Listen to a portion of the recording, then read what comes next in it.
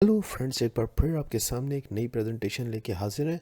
जैसा कि आप स्क्रीन के ऊपर देख सकते हैं, constitutional amendment number 3 in the constitution of Pakistan 1973। मौजूदा कॉन्स्टिट्यूशन ऑफ पाकिस्तान के अंदर तीसरी कॉन्स्टिट्यूशनल अमेंडमेंट को इस प्रेजेंटेशन के अंदर मैं थोड़ी सी रोशनी मुख्तसरन डालने की कोशिश करूँगा। इस कॉन्स्टिट्यूशनल अमेंडमेंट को समझने के लिए आर्टिकल 10 को थोड़ा सा देखना पड़ेगा कि कॉन्स्टिट्यूशन ऑफ पाकिस्तान का आर्टिकल 10 गिरफ्तारी और प्रिवेंटिव डिटेंशन से मुतालिक बुनियादी रहनुमाई फराहम करता है। इब्तदा में 1973 में मंजूर करदा कॉन्स्टिट्यूशन ऑफ पाकिस्तान के ओरिजिनल स्क्रिप्ट में कानून नाफिज करने वाले इदारों को ये इख्तियार दिया गया था कि कंट्री की सिक्योरिटी और स्टेट के ख़िलाफ़ काम करने वाले किसी भी फ़र्द को 1 माह तक बग़ैर अदालती कार्रवाई के नज़रबंद रखा जा सकता था।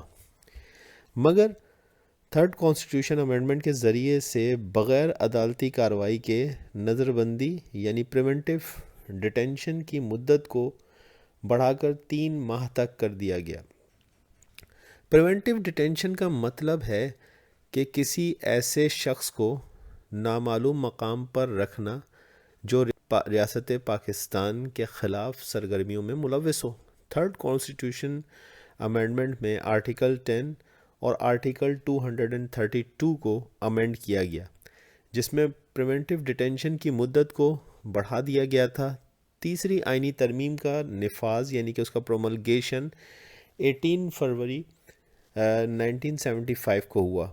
यूँ उस वक़्त के वज़ीर आज़म ज़ुल्फ़िकार अली भुट्टो साहब ने इख्तियारात हासिल कर लिए थे कि सियासी कैदियों को गैर मुयन्ना मुद्दत तक नज़रबंद रखा जा सके।